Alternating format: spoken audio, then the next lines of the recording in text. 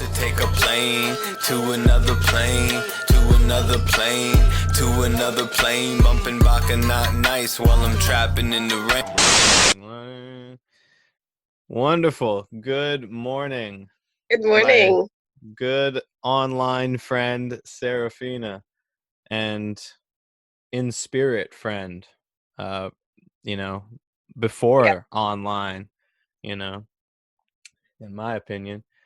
right. Uh, I agree. we had a great conversation earlier this week, and I was really happy with the conversation. But I wasn't, I didn't think it was as good of an episode as the two of us could accomplish. A little more well rested and a little more oil on the Tin Man, so to speak. Like, we were a little rusty. So, we were just kind of getting to know each other and finding a groove. And I was personally a little rusty. I thought you were great.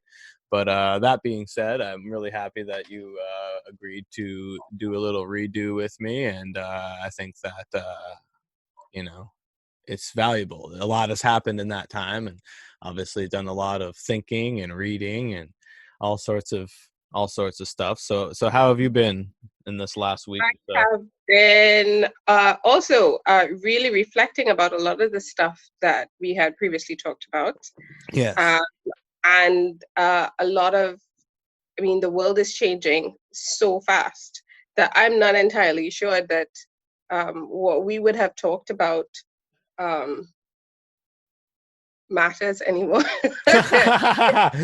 Yeah.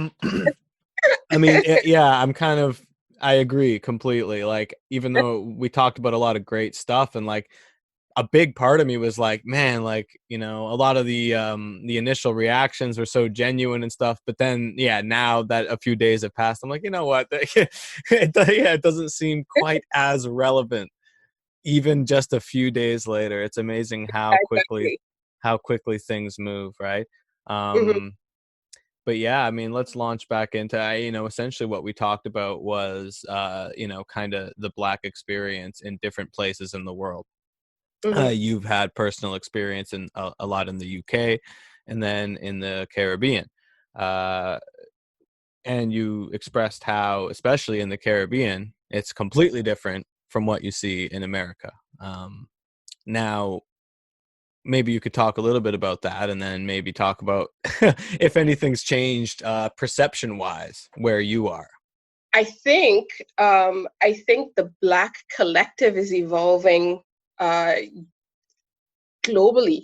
And I think that what would have been in the mindset of uh, a, a person of color in the Caribbean a few days ago is being transformed, eroded, changed. I think that maybe about a week ago, what we talked about, where the Black Caribbean experience is one of feeling special, being Black, and having survived slavery, and being of uh, a strong bloodline because of that survival. Um, and being born out of that, I suppose, pride came arrogance, and in many ways a sense of elitism towards other Blacks throughout the rest of the world. And I think that that in itself was a certain amount of trauma response and programming. And I think that a week ago we could have said that that was an experience, and that was like valid in the collective consciousness of a Black Caribbean. And now um, I see Black Caribbean people really feeling united. They have always felt very separate. I feel they really feel united to Blacks globally. And I think that that's and I think that in the UK, in the Netherlands, in Norway, I have friends all over, and the separateness that they felt based on culture and the culture of those regions is being displaced by a Black connected consciousness. Mm.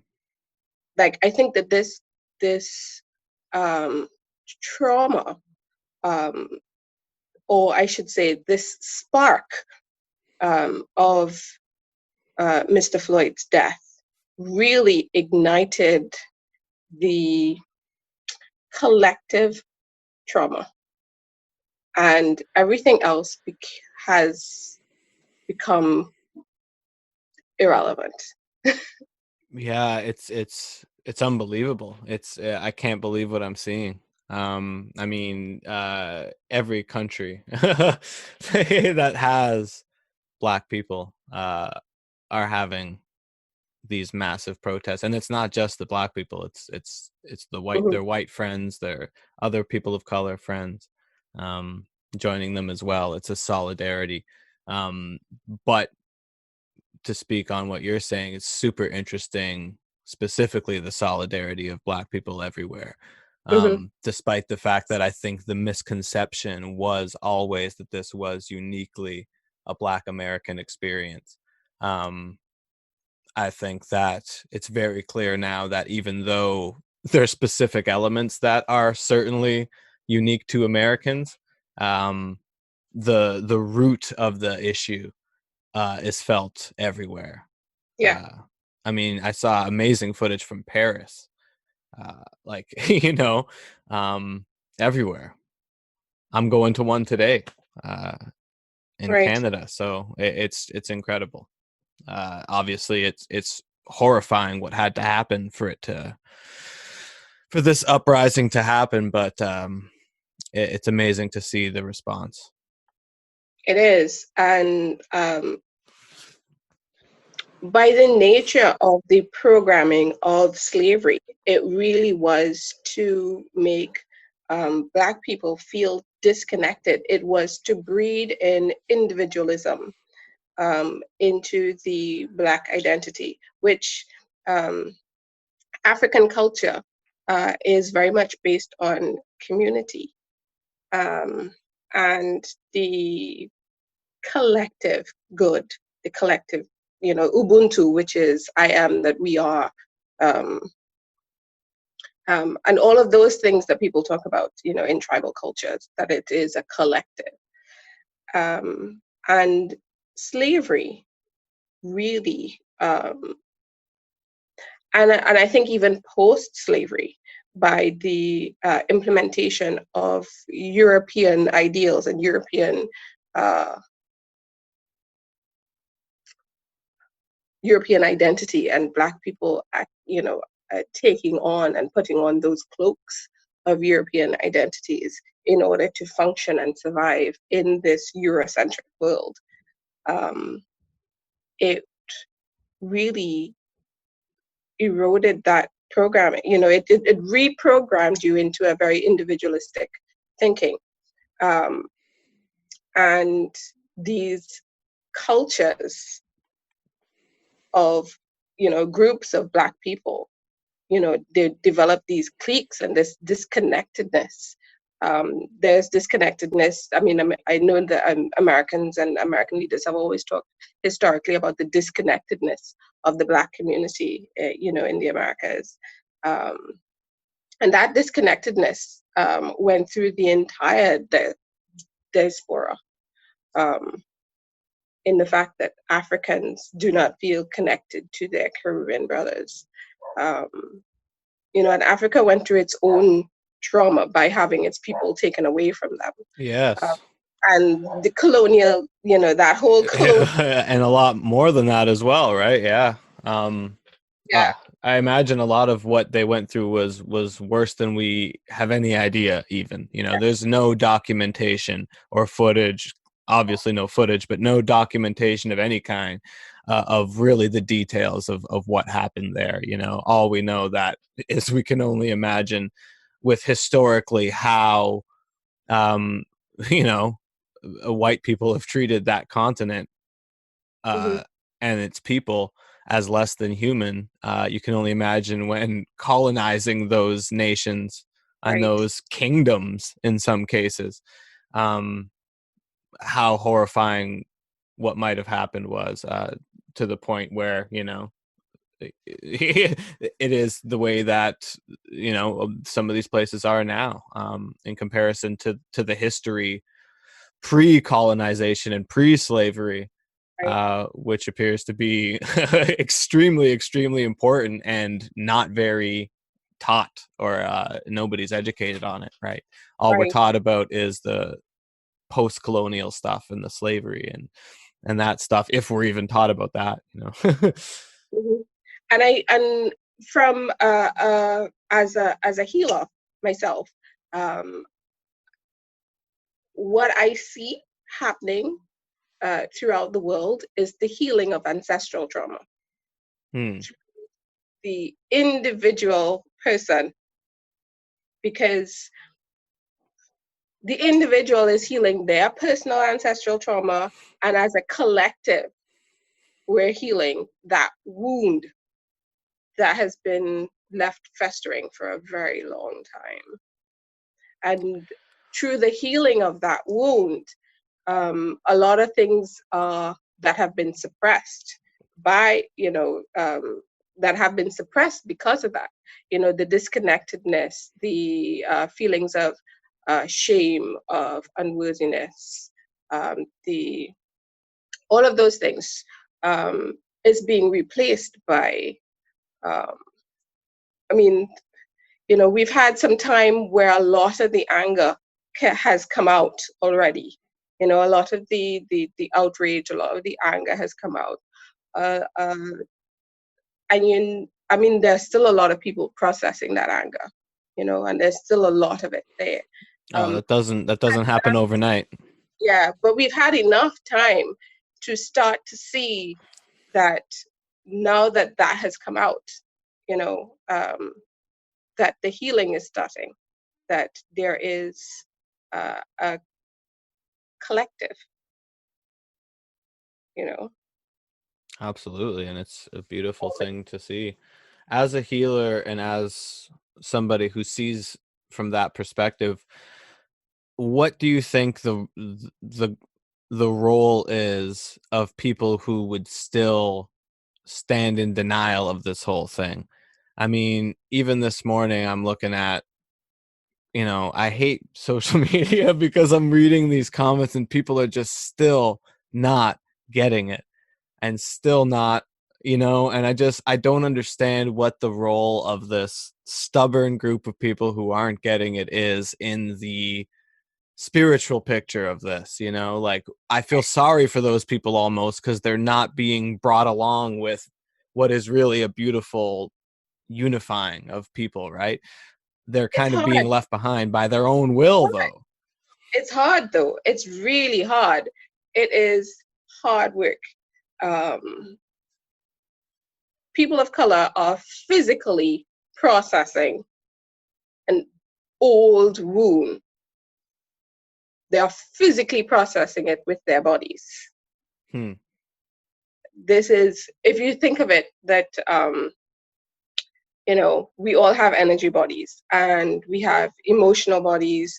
We have uh, okay. So let's start with this, right? So this is your physical body, which is in matter, Right. and then what people call the bio electric fields, or people call them your energy bodies that they go out. Um, you have in there, you have your emotional body where you store your emotional, mental traumas, that kind of thing. Beyond that, there are other bodies as well, and one of them is, um, best way to describe it is the relationship body. This is the body that we use to connect with other people. This is the body that we use to connect people that we have a relationship with. This is where you talk about the collective and the collective unconscious. Right. That's where that is stored in that energy, or you could say on that frequency. And so everybody has a unique sort of tuning into that one. So if you and I, okay, so I'm a person of color, and you may have some 1/200th, whatever percent of African blood or whatever it is. Right. We connect at least on that frequency there in that Right. body. But Which we also connect as humans, but we also connect as people who speak the same language, but we also connect. So whatever it is that we have in relation to each other, we connect through that body. And so in that energy frequency that we're all connected in, that's where the work is being done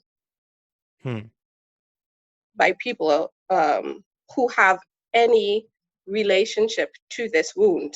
So this would be whether you're a person of color, whether or not you would have witnessed a person of color being oppressed, whether or not you were part of the oppression, whether or not, you know, it's a past life relationship, whether or not it, whatever, ancestral, whatever. whatever it is that you connect there.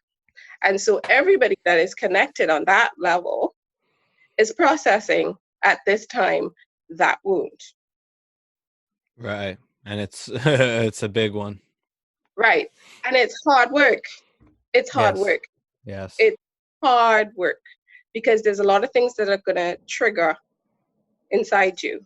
You know, it's there is shame, guilt, outrage, and with all of those things that come up, whether or not you feel guilty because you may have been part of the oppressive team, whether or not you have an ancestral trauma because you may not necessarily have owned slaves, but you may have been around, or your neighbors had, or whatever it is, you know? And that's something that is there because we all individually have trauma and ancestral wounds that we have to process anyway. This is a big one. And the Right. people who decide that they don't want to opt in to do their own work, well, I can only say that it is a real shame that they're actually losing an opportunity to get an easy ride. Yes. To get an easy ride because you're sharing this with millions. This is the Millions of time, people, right? It's the perfect millions of time. people. It's being shared across millions of people. Such a horrible, ugly wound that is being shared among, you know. Yes. Yes. And I We that's, have you lots to know, come. We still have um, the Holocaust, which still hasn't been processed properly. right, and that was a long time ago. We still have that. There's still a lot of people who refuse to deal with that, and they refuse to process that, and that's why stuff keeps coming up. Ask anybody who has Jewish ancestry that they feel that as a wound. They feel it as a wound. Hmm. And And so then it will no longer be a wound. It will no, you know, until the people who are connected on that level get involved and process it. So coming back to that question, what would I say to somebody who wants to deny it? I says, you're going to have a really hard time. I hope Individually and so. personally. You're going to have a really hard time individually, personally, because when we've done our work and we're left, it's going to come back up for you again. And you're going to have less people to help you out processing your own guilt, shame, outrage, hate, fear. You'll have less people to deal with it. And the longer you stick with that, the worse it'll be, Mm-hmm. um Yeah. it's sad. It makes me sad. It used to, a few years ago, um after Philando Castile and a few of the other big ones that happened around the same time, and there was a similar uprising, but not quite on this level. I would read comments of people who denied it, and it would just make me angry. I'd be like, you know what, just fuck these people, right? Like, how could you still be in denial of what's happening? Mm-hmm. Now, this is a few years later, and it's still happening, and the uprise is proportionate to the fact that it's still fucking happening. But now when I read the comments of people who are in denial of what's happening, I feel like sickly sad for them, that they still, because as you said, this is an opportunity, um To to be clear a out the part. own junk in your closet. Yes, along with and have, like you said, millions of people to do it with Helping. you. Yeah, yeah, Yeah. that are willing to.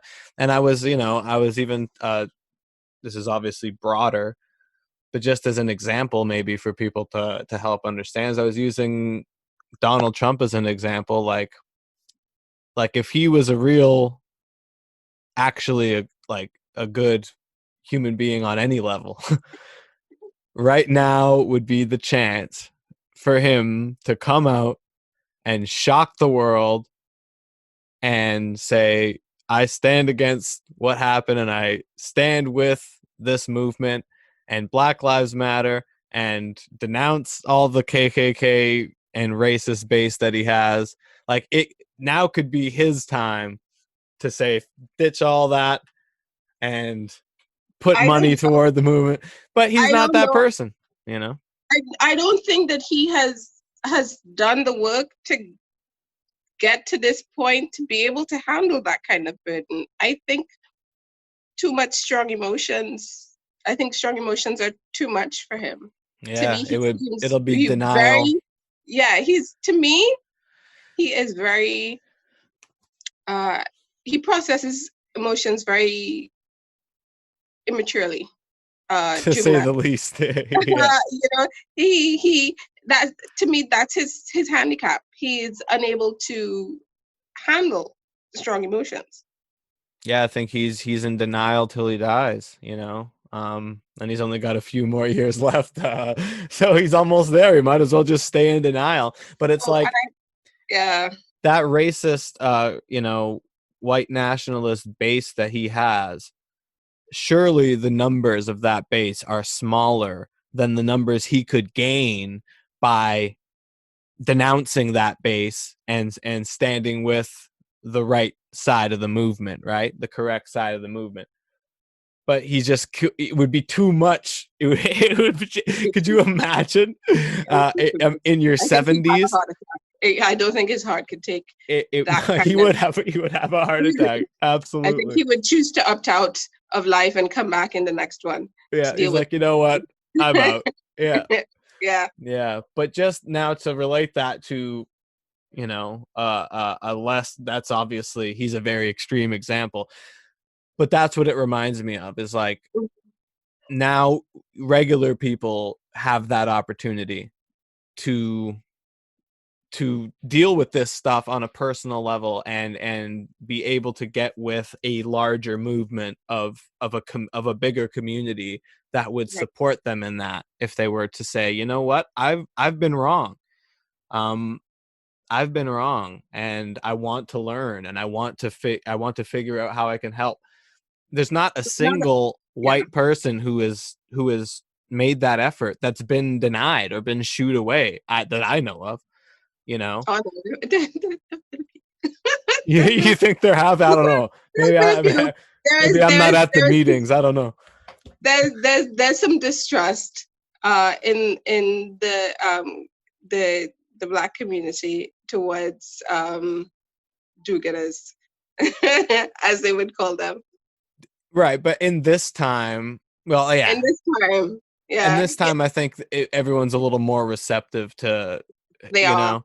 I But would hope anyway, but yeah, I I think so. certainly understand the distrust. I distrust white people, you know. So and I'm white, so there you Are go. you? Oh, Well, it's I'm basically half Italian and right. half French Canadian, but my French Canadian side is not from France, it's native Canadian. So I'm Aboriginal French speaking basically. Um, so you go far back enough, and I was like, the French Canadian is not from France, but is is Canadian. Aboriginal Canadians that uh, assimilated with French Oh, colonizers rather than British ones, right? right. Um, so that there, it's basically it's called Métis, Metis, and it's basically we don't get the full native status recognition that a First Mhm. Nation Aboriginal person does, and rightfully so to some extent.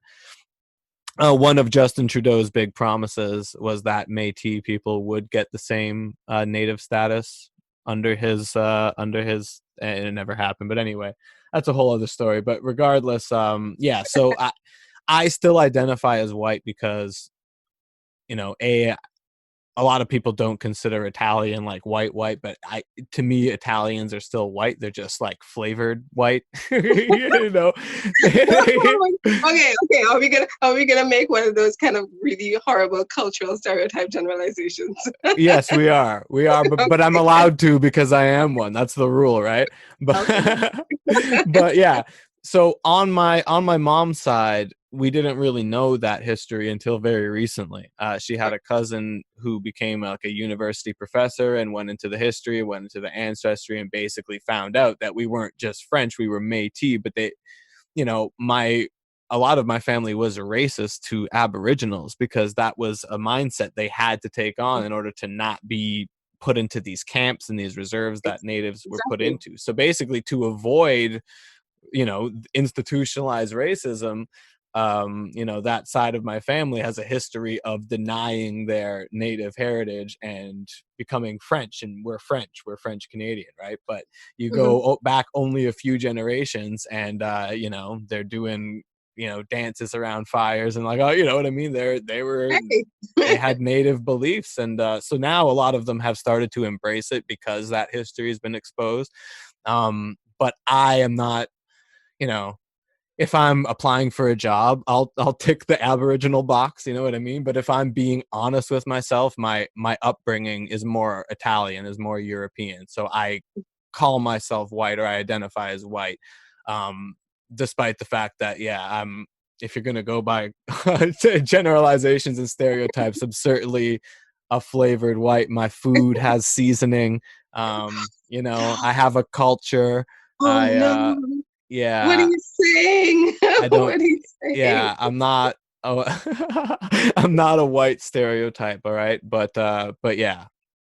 All that being said, um, I have a distrust for those like white people because unfortunately, a lot of them, in my experience, even going to school in somewhat multicultural areas, like I always related more like to the immigrant kids and to the people of color basically than I did to, because I had immigrant grandparents and I grew up with different languages in the house. Like my mom's parents spoke French, my dad's parents spoke Italian. I was used to having different cultures around me, and the whole like jock white boy athlete, you know, douchebag kind of thing just never like never was me. I always related more kind of to the immigrants and stuff like that. So that's the crowd I hung out with, and that's how I ended up hanging out with and growing up with a few Caribbean people, which is how I kind of got to know that culture a little bit, right? But yeah, I still have to, if I'm being completely honest, I identify as a white person because my upbringing's totally European. Oh well, I couldn't tell because in the Caribbean, anybody could be anybody. Right, right, Anybody could be anybody. You could walk around looking like you, and then they'll say, "Oh, actually, I'm Indian." Like, right, right. my last name is Ram Singh.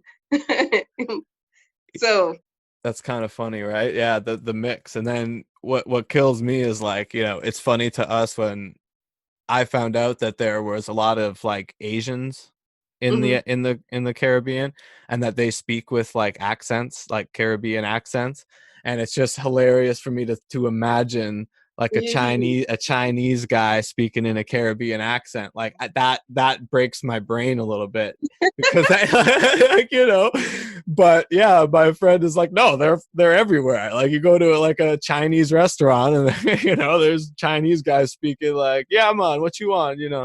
Yeah, I mean, I have cousins in my family. It's extremely mixed. Um, I have cousins, the Lumchans. I have a cousin named Afung Lumchan and Guxiu Lumchan and Guklin Lumchan and Ahing, Aking, and Aming. Those are my cousins. Wow, Um, quite a mix. yeah, yeah. Yeah, And that's my great grandmother was from India. She came over as a little girl with her brother and her father. She had three husbands, two of which died mysteriously, mysteriously, and mysteriously. hmm. Hmm. And and then she married a Venezuelan Oh, okay. who had dubious backgrounds, we suspect, because he moved his Did he because he kill the previous two husbands to get with your grandmother? yeah, dubious. I don't know, but he moved his entire clan to Trinidad. The Wow. entire and they changed. They dropped off one of their names, so methinks that they were probably trying to hide out here in Trinidad. Hmm. Ah. Yeah. So it's lots of these kinds of stories you find in the Caribbean. Well, I love it because again, that's like a very common misconception. I think a lot of people here just assume it's all black people down there. And Mhm. it's like it's not. It's certainly a mix. And as you really educated me on our previous conversation, a mix of religious and spiritual practices as well. It's not just nations that were colonized by Christians. There's still all sorts of practices happening down Yes. there. Yes, definitely. And immigration is still happening. Immigration is still happening here. Um, people are there's a whole generation of first generation born Chinese, first generation born Chinese again in Trinidad. Wow. There's thousands of them. Um, uh, Back when I was in school, um, hundreds of Indians and Sri Lankans came to work in the oil and steel industry here and stayed, you know. So that's maybe about 20, 30 years ago, a whole new Wow. set of Indians came, the Chinese have come.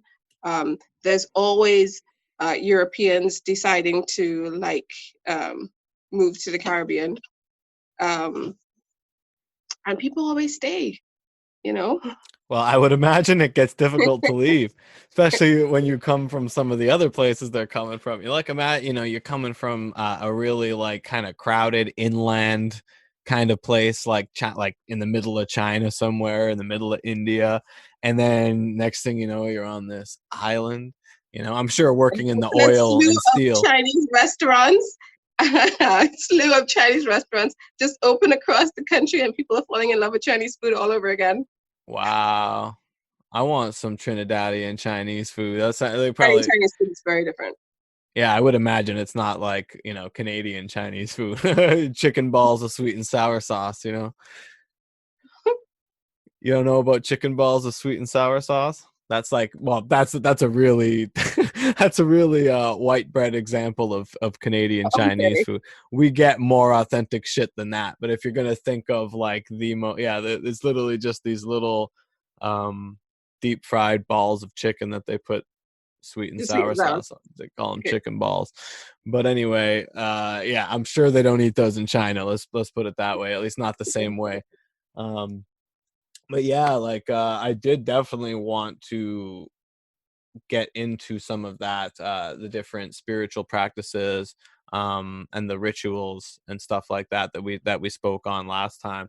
Mm-hmm. Your experience with the Kali temple, and just give people an idea that there are places in the world where, you know, and it made me think because, sorry, just a side note, I was Mm-hmm. at the dollar, because that whole conversation made me think about how, like, the only religions that are ever accessible in North America are like Christianity, 90%. That's all you're ever going to see. And then you get your, like, Muslim, Judaism, and then a little bit of Buddhism, a little bit of Hindu. None of the other stuff is None of the available. Orisha tying your head and lighting red candles and going out into the bush to, like, Yeah, there would be a police presence instantly, right? So I was at the dollar store the other day, and it was like, I'm walking past they have like books and stuff like that, and it's just a whole bunch of Bibles right at the dollar Mhm. store. And it just made me think, like, that's the only, like, it would be freaky even if I saw like a copy of the Quran there at the dollar store, or like, the Torah, and those are major religions. So imagine like being able to just walk into a shop somewhere and access a voodoo spell book or something. Sorry if that's incorrect terminology, but so, I'm you sure know you could probably just get to, that in but that's Orleans, just though. that's just to give you an example of like how foreign it's truly been made to us in this highly Western culture, of like all we get is the major religions, and anything else is thought like, oh, that's foolishness, basically. I think access is the issue. I It think is. I think access is the issue because these can be very closed communities, um, outside of somewhere like the Caribbean. These can be Right. very, I'm sure they're there, right? they are alien, right? So you have to be invited because I am sure that you could find, there's so much Orisha practitioners, and up there. There must be a lot of Brazilians, in Canada, Well, and yeah, Toronto has everything. yeah. Absolutely everybody from everywhere. So I'm sure, and I'm only about an hour south of there. Mhm. Um, so I'm sure that there you can literally find absolutely anything in the world. You could probably find it in that Yeah. city, no question. And then it's about access and being invited into the communities. Yes, yes. But it's So, also, yeah, because for native people, like the native peoples here, that is like the indigenous people, of the island. Um, they are very closed off to everyone else. To see their ceremony, I think the only ceremony you can see is when they crown the queen, which was done a few years ago. Um, the we're not allowed to say Carib anymore. We say Tano, the queen, right? The Tano, queen, and she was crowned a few years ago, and they were allowed to see that ceremony. But a lot of the ceremonies, they don't let people just come in to. And right, I really want to get invited to go and see, it would be because you very still see interesting. yeah, because when you go to hikes in the jungle, you go off up into the jungle, you see the paintings on the rocks, and you see where they remnants of ceremony that they do out in the jungle, in the bush. So And like, that's so it's so intriguing, right? Because like you can only imagine what's going on, and what interests me is like, what are they doing? Or like, I don't want to say what do they think they're doing, because that's not what I mean, but it's mhm, like what do they think the result is of these ceremonies? Like, are they, like, I'm interested in the idea that there's perhaps little tribes out in the forest that are basically saving the world constantly with right. ceremonies. You know what I mean? Like, I love that Right, idea. right. So from what I know of the Taino people, they work with the elementals and the nature spirits. Um, and there is a really big, old, powerful, um, water elemental on the, okay, where is that? I have problems with telling right and left, cardinal points, north, south, east. Okay, so on the east coast, is that east? Yes. On the east coast of Trinidad, there is the Atlantic Ocean. And they say in those waters, there is an ancient uh, elemental, water elemental that they work with. Right. Now there's three bodies of water that surround Trinidad because of where it is. There's the Atlantic Ocean to the east, there's the Caribbean Sea to the north, and then there's the Gulf of Paria between ourselves and Venezuela. But they're talking about the one in the Atlantic Ocean on the east coast that is the ancient water elemental. So when they work with an ancient water elemental, that's like weather stuff. I think so. I think so. From what my little knowledge that I know, I think it would be weather related. They probably stop us from getting any hurricanes because we don't get hurricanes in Trinidad. And people, we have this saying in Trinidad that says, God is a Trinidadian because we don't get hurricanes. Because every time hurricanes come, they move. They're usually headed towards us, and then all of a sudden, last minute, they just shift. So maybe it's those people going out and working with that ancient elemental out in the Atlantic Ocean. Who knows? Yes, see, those, that's what I mean. Those are the kinds of ideas that I just love, that really resonate with me. Like those unseen acts of ritual that are influencing things that we'll never even know about. It's just an awesome idea, right? So like when you talk about out in the, out in the bush and in the island, like that's so remote from, civilization as I would know it here. Not only is it on an island, but it's even remote to the people on the island. It's like they are out there, you know what I mean?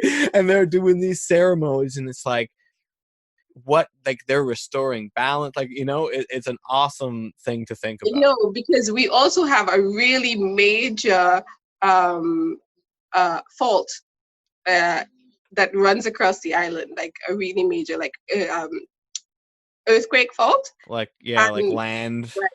huge one, and it runs through the central range. Because we have three ranges of mountains, and the central range, which is really like the thick jungle bush, um, it runs through straight across the island, and we don't get bad earthquakes. They've been saying that we're supposed to get a really bad earthquake, and we're like overdue, like 100 years or something. It's incredible, right? It's just like Yeah. super interesting to think about. And then all the other spiritual practices that are accessible. I mean, perhaps through invite, like the one that you got invited to. But talk a little bit about that, the Kali temple. Oh, the Kali temple. Okay, so um, I have two friends that are not of Indian. Yeah, I don't think. Well, maybe they have some ancestry, but on at appearance, they don't really look classically what you would say, stereotypically what you would say um, an Indian person or person of Indian heritage would look like. And they're certainly not Hindus, but they are devotees of Kali. And so they invited me to go to the temple for Kali Puja. And I told a few people, because I really was kind of excited to go because Kali Puja is very different to the normal Hindu practices.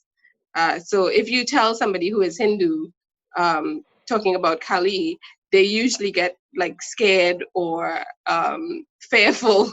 You get fearful responses coming from them because it's a Right. very, very powerful. And a lot of people that are Hindu have never seen or never taken part in a Kali practice. Hmm. There are a couple dedicated temples, Hindu temples to Kali. So I was invited to this one, and I arrived. I met them outside the temple, and the first thing they told me, okay, so two things. we think you're gonna dance. um, do you want us to stop you? we, You I was look like, like a dancer. I look like a dancer. Okay, they said yes, because, you know, sometimes the dancers call for fire. And I was like, call for fire? They said yes. And they explained to me that there's these little cubes of camphor that are set on fire, and that the dancers put their hand out and they call for fire. And then they give it to them. They hold it in their hand and they put it in their mouths and suck the fire out and then spit out the camphor and continue to dance. And then I'm quite sure if I'm gonna be, if I will have regret after Wow. the experience by having going through that. So they want to know whether or not if I start to dance, whether or not they should stop me So that's your introduction. before I actually walk in. And I was, so I'm like, okay, I'll let you know. Can I decide later? Yeah, Yeah. because I really was quite curious. I was like, okay, so if I dance, what's the experience? What's it gonna Right. feel? You know, because I'm all in. I'm going in with no expectations to really Yeah. experience it. So Yeah. I go in, and there's a build up to reaching the Kali statues, or the murtis, right? So there's lots of different murtis that you do, and that you do sacrifices to. And the sacrifices is either cutting off the head of a chicken or cutting off the head of a goat. But there's also things like you offer milk and rice and flowers, baked goods, that kind of thing. And what do they call them? They don't call them pundits in that temple. They call them, there's another name for them because they're not pundits. But they are appointed devotees of Kali to do her ceremony, but they're not pundits. And so there's a lot of singing that's involved, and there's a lot of drumming. So they go and they prepare the place, and then they do their part. And then individual people who want to come up and do their own sacrifice practice, whatever it is that they want to devote, uh, they make a line and then they go up. So it can be quite a long ceremony. And I think there was quite a lot before we got to Kali. And I've never heard the names of these deities. These are not the deities that you find in the Vedas and the Bhagavad Gita. These are not the deities that you find in books, because this is an oral tradition. Kali devotion is an oral tradition. Wow. So while you're going along, and then you move to the next one, and then people come up if they want to do a practice for that one, if they want to do a sacrifice for that one. And there's the drumming.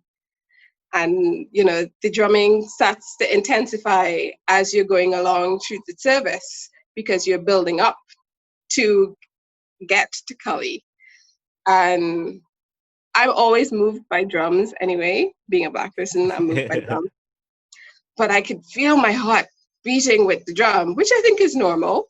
Your heart's beating with the drum. Right. And I just start to feel my body starting to move. The shoulders starting to go, and your body is moving, and it's almost as if your heart actually picks up the beat of the drum. Wow. Like it changes speed to match the drum, and so your body actually starts to move. Everything starts to move in time with the drum, and then I start feeling myself getting very woozy. And it's almost as if I have to work really hard to stop myself from moving. Like, So I've got it's some totally Parkinson's involuntary. dyskinesia. Wow. Like you have a Parkinson's dyskinesia and you're trying really hard to stop, but it gets really stronger. And then you just start to see everybody starts to do the same, and everybody is doing the same movements, the same movements. and they're dancing and they start to dance, and there's the same dance they're all doing. They're all doing the same dance, and they're The dedicated dance is people. doing them, it sounds like. And there's Oh dedicated man. people who look after the dancers, because you can really, it's kind of like if you're on, well, I don't think it's, I don't know, I've never done speed, but I assume, I hope not. but, or I assume it would be the same sort of thing, that if, with being, because you're really sweating and you're really hot and your body is exerting so much energy, and you're like feeling this, the air is thick. The air is thick, almost. You're moving through something that is almost solid when you're moving Wow. there. How many people are in there how many dancers? Um, it starts off as 1, then it's 2, then it's 4, then it's 6, then it's 9, then it's 10. If you don't want to dance, people get up from the ceremony area and they go back to the Okay. seating area. But if you're there, which sometimes, maybe about 15 to 20 people were there dancing all at one point. Wow. So, you move away from the drum and you move away from the ceremony area, and there's a seating area to the back where you can still feel as if you're part of the ceremony, but you're not essentially on the altar, because Right. you essentially are on the altar, right? You are Wow. actually on the altar because the ceremony is taking around you, it's going on around you. Yeah. And they're dedicated people who look after the people that are dancing, because you really kind of like, you have no control over your body, you trance out. And they throw water on them, and I think it is to keep them cool, to stop them from like overheating, Wow. or because it doesn't stop the dancing. It's not like you're throwing water on them for them to catch themselves. No, it's just not overheating. Yeah, it's just not. That's what I said. I know that, but I assume it would be the same thing, because you're just like dancing, dancing, dancing, dancing, Yeah. Wow. and then and it's the same dance. That's the thing. They're all in Because unison. the exact same dance. And I was wondering whether or not, there was a little suspicion in my mind that, are they all copying each other? And Or did they and then I choreograph started this? to like, and then I started to like feel myself going. I was like, oh, this is hysteria. This is what it says. Okay, So hold on to the wall. there is something moving through you that So makes you do that dance. I had to hold on to the walls because I really wanted to see everything. I really wanted to see, because I was just so fascinated by what was going on. Um, so I was like holding onto the wall, holding on to my friend, stopping me, just holding on to anything to try and like, ground myself and not get lost into the other ethers, essentially. I had to walk away at some point and then go back. Because like I said, it can be a very long ceremony. The room that they finally go, there's a special room that they go into where they keep Ma, which is Kali, her Murti. Also in that room, they often keep Durga, because Durga and Kali are really aspects of each other. They're both the mother. And Kali she hunts demons, evil, but she's still the mother, right? And I just kind of stood from outside to like look in, to look in with that. But strangely enough, when they did the puja to her, there was no blood sacrifice. Okay. They cut off the heads of, there were lots of goats, lots of chickens that were before with all the others. But with her, It was not actually a blood sacrifice at all that was That's used. really interesting, actually. Yeah, you would think that it would be like you're leveling up, and when you get to her, you need to do like a baby or something, you know. But that's very interesting. So, what was the sacrifice? It was coconuts, the coconut water.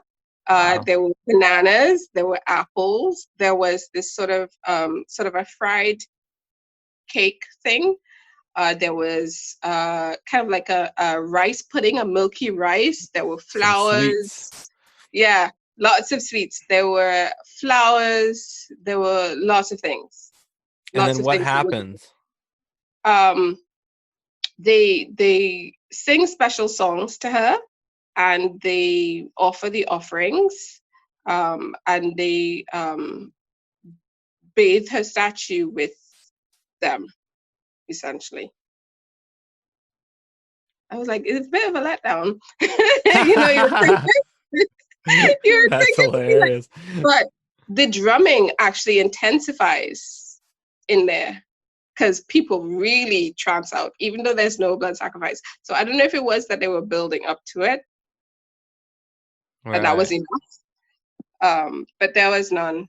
Um, and then there was the oracle, because she comes through a person to speak to the people in the temple. And there is this oracle that comes, and he becomes part of the ceremony. So they would bathe her statue, and the oracle is the one who would do it, right? Wow. And then he would be embodied with the spirit of Ma. And then essentially the service is not necessarily over because he is a man, the oracle of Ma, Wow. um, actually gives greetings and blessings to anybody that wants there. So whatever it is that you wanted to ask or find out or what help with, you know, you could go and speak to the oracle. Incredible. And the channel was a man, John was a man. the spirit of the mother.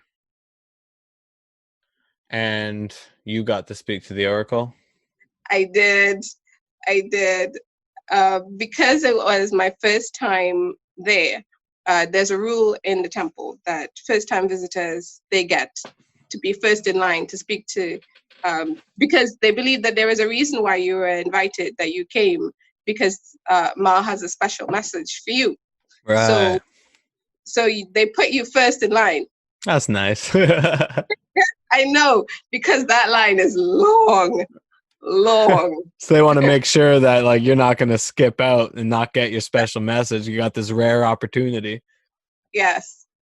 So I go up and I'm in line and I walk up and I don't say anything. Immediately, the oracle starts talking to me.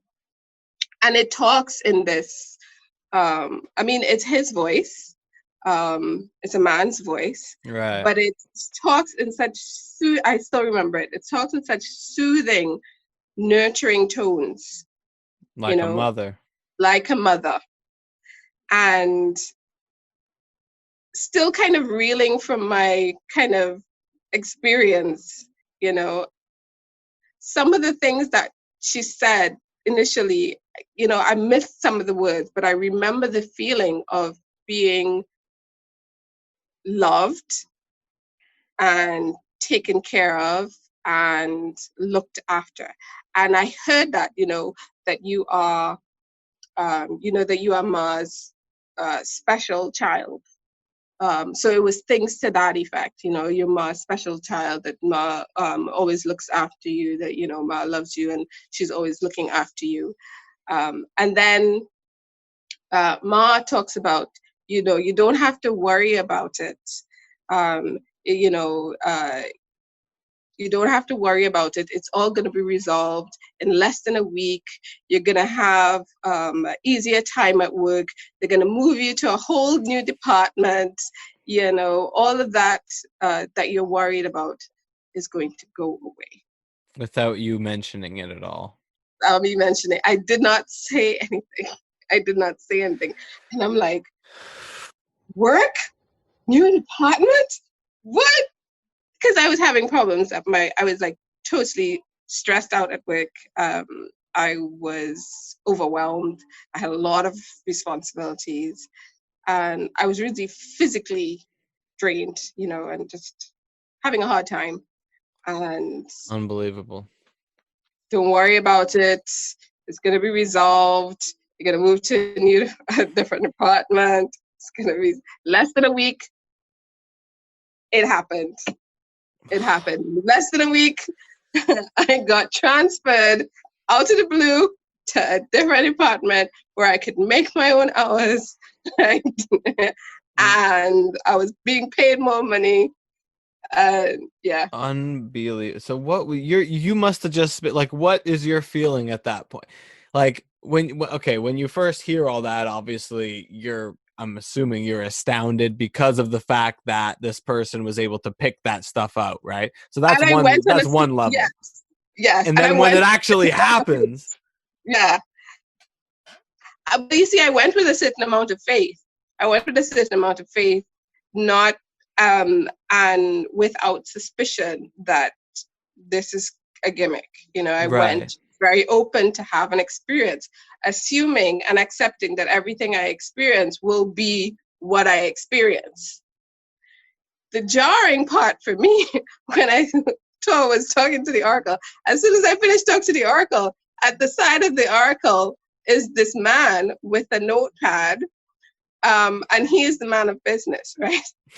And so Mars finished telling me, you're going to be fine, in less than a week, it's all going to get resolved. And you turn, and then there's the man of business in your face, like, okay, so you need to come every week, for every weekend. I think it was every weekend for the next 4 weekends, and make a sacrifice and do this puja and blah, blah, blah. And he writes it all down and gives it to me. Oh my goodness. Writes it on a piece of paper for you. No, it's not an ordinary piece of paper. It's a tick sheet. It's actually a filled out form where you can tick out how much times a week or a Really? month. Because, Mars talking kind of fast, so you're not really going to get a lot of that stuff, right? So you have a type form kind of like Oh thing. my So you have goodness. to take that. So Ma tells me none of this. None of this. She doesn't want to see me in her temple for the next month, every weekend for the next month. She doesn't say any of this stuff to me. So who's this fucking guy? The man of business of the temple. So he's making sure that this can continue, basically. Continue. You need to come, and you need to do an Wow. offering plate. Unreal. Down to business. Down to business. Everybody has their role, and Right. I love the idea of channels, right? And it's something that people immediately write off as, oh, that person's like schizophrenic or something. And it's like, okay, some of the stuff that these channels come out with are like, like if you were to be, you couldn't just come up with it, like they transcend normal conventions, the way that they attack you right at the root like that, like I have books of channels, people who do channeled books, and it's like, if this person was some sort of con artist or something, wouldn't they just make themselves look out to be the fucking genius? Like, why do this whole act of like, I'm channeling something?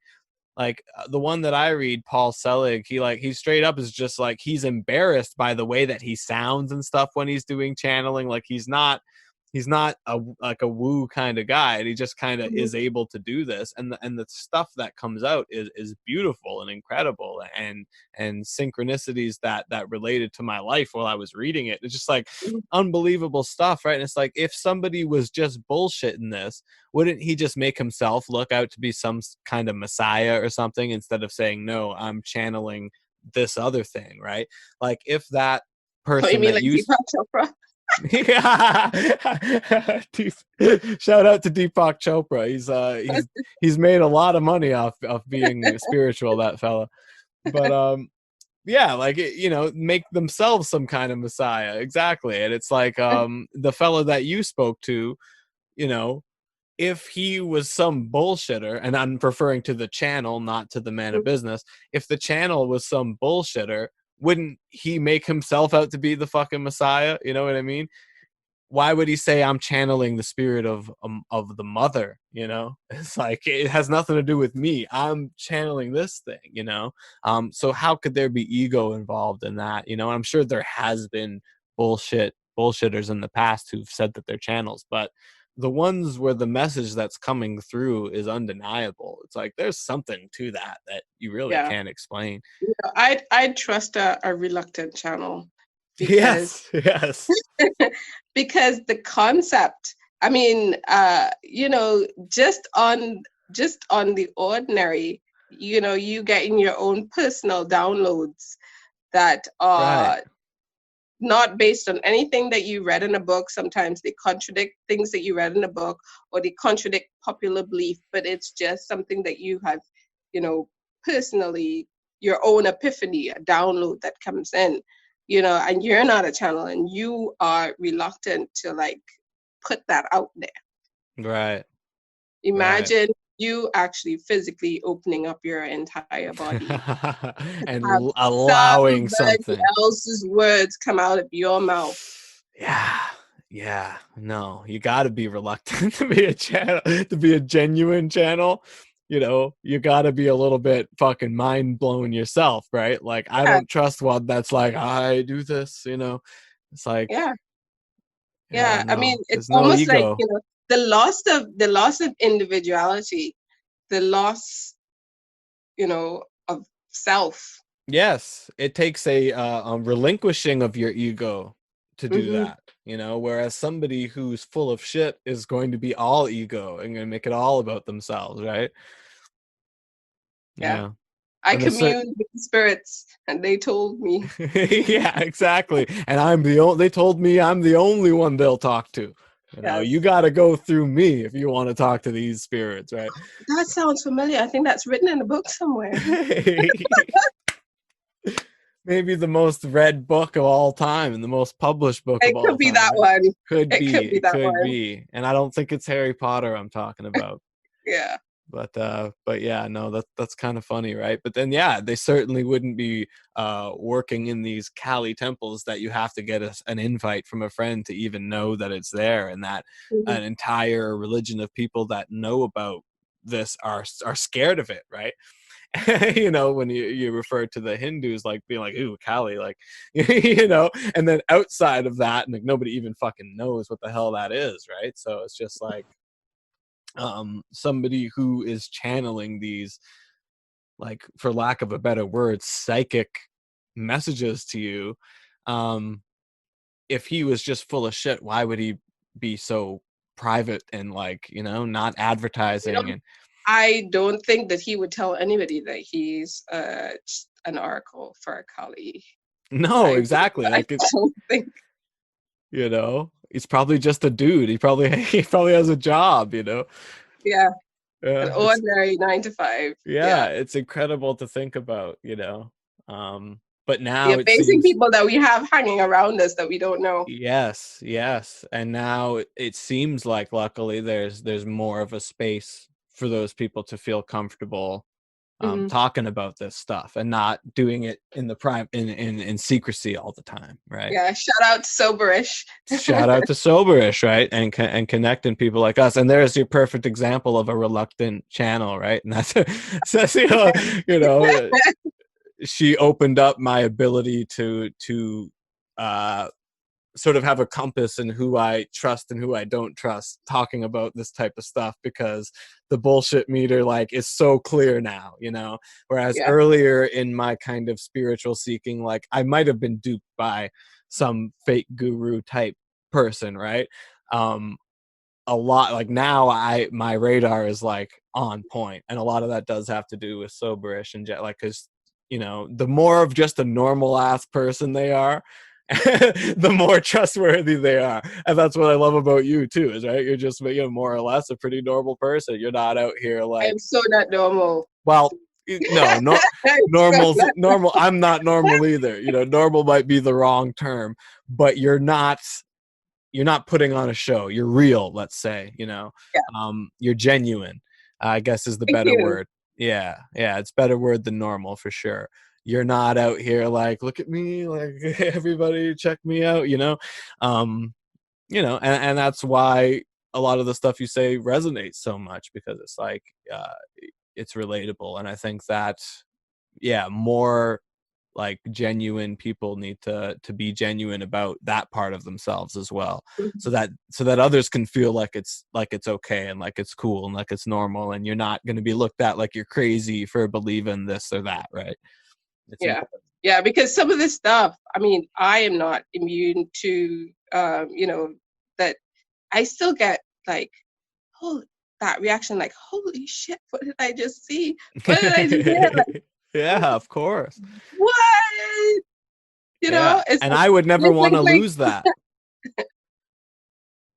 I would exactly. always want to keep that wonder. I would never want to be to a point of like enlightenment or whatever. I'm just like, hey, I get it. I already, like I always want to be shocked by the miracle of life. I remember having a conversation with my dad uh, when I was very young, and we were talking about all kinds of strange things because my dad was very much a closet hippie. There's a lot of those. He was one of those that kind of sold out to the man. As we get older and we as siblings start sharing stories about our personal conversations with dad one on one and meeting some of his friends, we realize he was far out, you know. That's awesome. And one of the conversations I remember, we were talking about Buddha because I saw this movie about the story of Buddha, and I was like so like excited about it. So we were talking about it, and but I told him I didn't want enlightenment, and he said, "Why?" I said, "Because it sounds like it will be boring. Because then I'd reach there, and then there's nothing else to do. I don't want to be enlightened. That's What the else? conception, right? Yeah, that's the I don't conception. want to. I don't want to reach there. Yeah, it's like Why? that sounds what? I don't want to know everything there is to know. No. And Yeah. he was like, no, that's the goal. You're supposed to go. That's where you're supposed to be reached there. I said, I don't want to do it. I don't want to do it. And he says, yeah, but you need to. I'm like, I don't want to go. I don't want to go. I don't want to go. I don't want to go to enlightenment, Dad. I don't want to Oh, that does go. sound like a pretty far out dad you had there. He's a cool guy. Yeah. No, you want to. You want to let go. You need to let go. Go to enlightenment. Yeah, yeah. No, that's No, awesome. I don't want to go. I don't want to go. I want my things. I want my stuff. Yeah, yeah. But yeah, no, I mean, yeah, that's the misconception, right? Is that it's like an end. It's the end, right? Um, Whereas, I would never be someone to claim myself as enlightenment, but I'm certainly awakened to some extent, and it was just the beginning. Um, it's the beginning of looking at things brand new, all over again. Uh, yeah, and then getting to continue to look at them that way. It always feels It new. changed so fast. It's Yeah, like yeah. How could it you get have old, you right? just have one view, and then all of a sudden the world shifts on you, and so the exact same thing looks completely different. Yeah, and you get rocked sometimes. Like you get rocked back into your ego, your humanity, like all the time. Like shit will just shift where I'm like, I'll go from like being like, yeah, I'm good, I'm happy, I love life, all this, and then all of a sudden it's like, oh fuck, I can't stand society, I can't stand this, I can't stand that. But it's like it's always going to like, I don't know. There's always that element of chaos there that's going to come and hit you when you're feeling, like you have it all figured out. And it's just like, now you got to figure it out with this element. And then it's like, here's another thing. Now you got to figure out with that Oh element. gosh. And people who, the love and lighters that are all, oh, kumbaya, it's all great, you The love know, and lighters. Yeah. yeah, where we don't get mad, anger is, it's not useful and all of that bullcrap Yeah, rubbish. that's denial of our humanity It is. And we came here, and our history. body, and that's another thing as well about the, I've noticed a lot in the communities that there is this big emphasis on getting out of the body. Right. You know, there's the in meditation, which I think meditation is extremely useful. There is this emphasis on this specific kind of meditation of being all up in the mind. Just leaving, or I would call it the mind space, but not necessarily in the thinking space, but certainly in leaving the body and disassociating with the body, letting go of the body.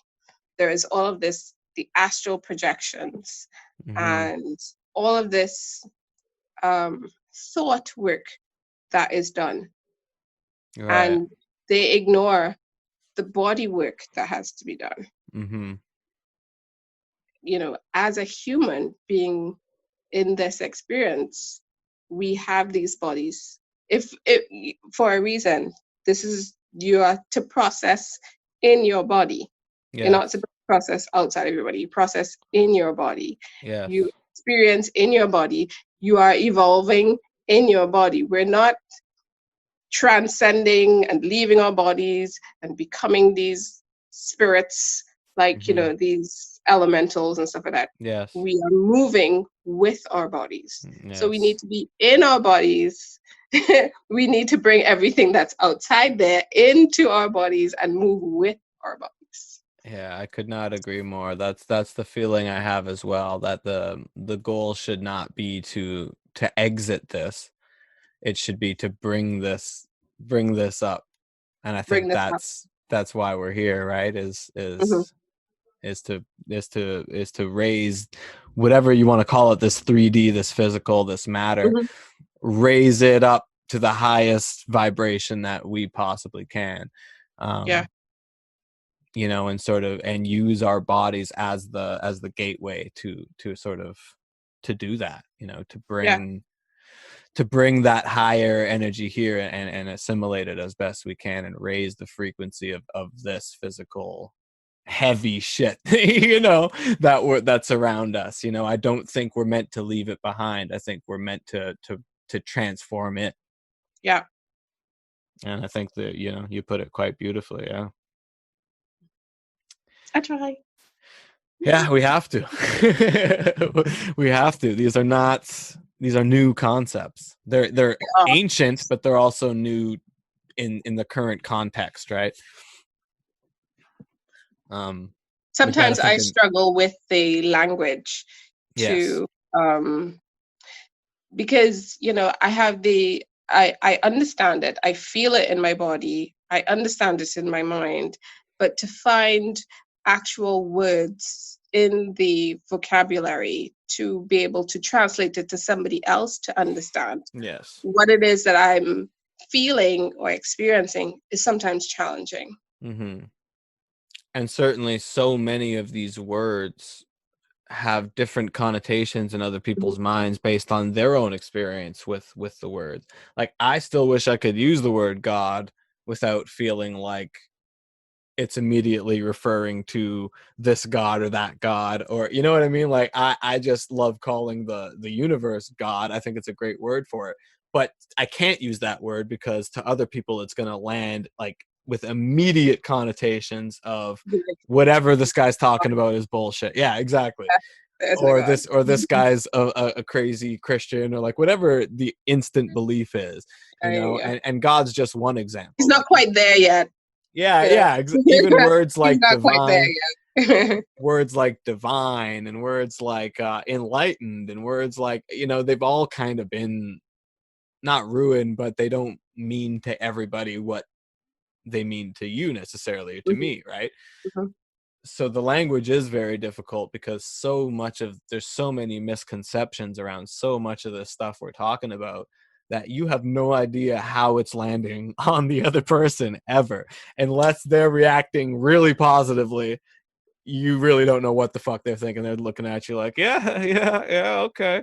Then they never talk to you again, you know. So I've had that experience. yeah, yeah. Like, I don't think you can be a believer in esoteric shit without having that experience once or twice. Yeah, yeah. But it's part of yeah, it. which is why I think sometimes it's really good to um, have a first conversation that you can establish a resonance with them, because a lot of communication is done vibrationally.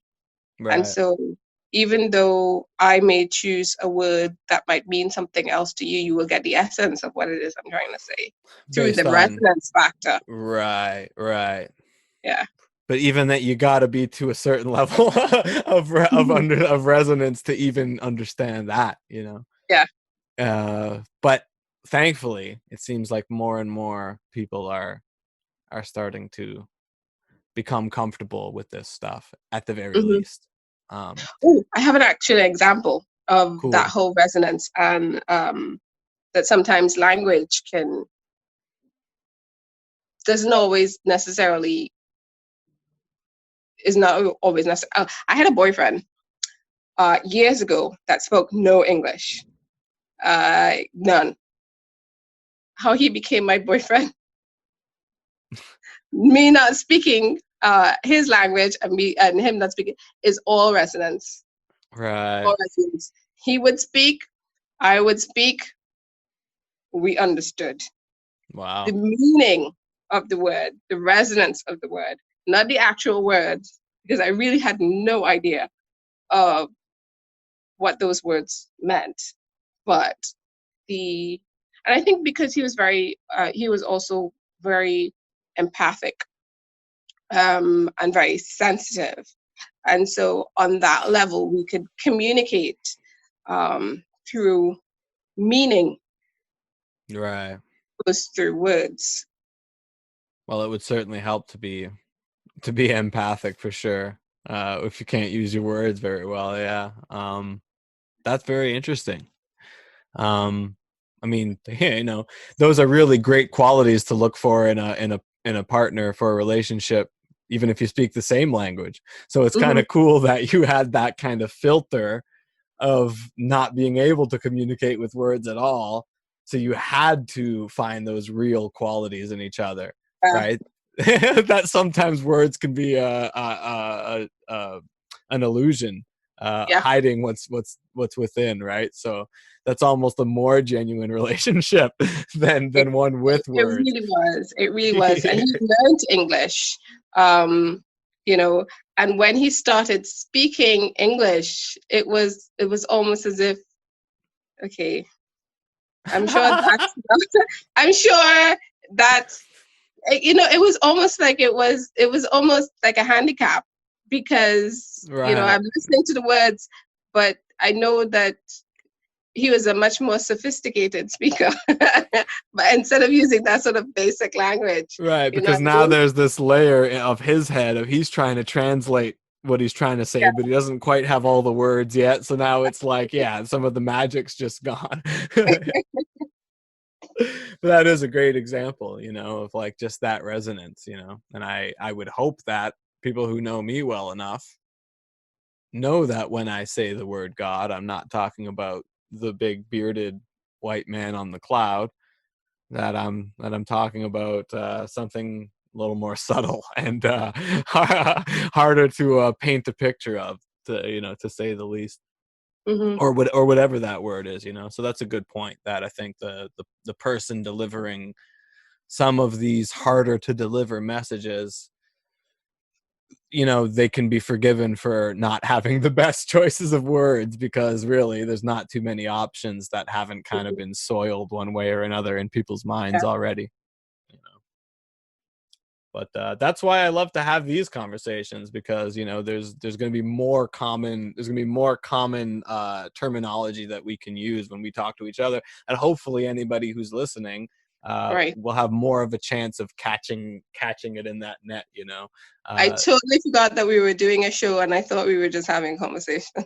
See, there you go. That's the idea. We're trying to get, that's the comfort level that I want to achieve on the Ezza Trips Balls show. Why Just is it regular called as a conversation. trips balls, by the way? That's an excellent question. Originally it was going to be a travel podcast was my first idea for it. So I wanted it to be like some sort of pun on the word trip, or big, like, as in Mhm, trip, going on a trip, versus trip, mhm, a psychedelic kind of trip. mhm. And then I also wanted it to be kind of funny. So I had the name Ezra Trips Balls for like my like travel blog kind of Instagram that I was doing, where I was posting up all my travel pictures. And then I realized that, it would be a cool name for kind of a travel podcast. And then I didn't end up doing that podcast. But when I finally decided to do a podcast, I kind of wanted to keep the name because I really like the name, and people liked it, and it's easy to remember. It is So very I easy stuck to with remember. it. Yeah. And I wanted to be clear that it's going to get into some funky topics, and that it's going to be getting into those topics in a fun way. So that's kind of, I think the title kind of holds that energy. Mhm. Yeah. So welcome to, you were going to be episode 18, but now you're episode 19 of Ezra Okay. Trips Balls. And I was yeah, born on the 19th. hey, perfect. That worked Mm-hmm. out nicely then. So yeah, maybe we can wrap it up here then. I think we've had a real good one. It's been an absolute pleasure, and once again, like, thank you so much for being willing to come on again, and do this once more. I think we knocked her out of the park this time. There won't be any Yes. more redos, and certainly I will very much look forward to having you on again sometime, and we'll continue to Great. talk in the meantime for sure. Yeah.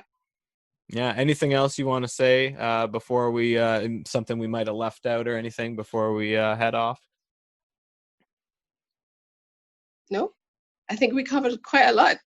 We sure did. Well, thank you so much, and I'll be linking your social media so that people can find you. Do you do readings? I was looking on your Instagram and I saw that you do tarot. I didn't know if you did readings for people. I did. Okay.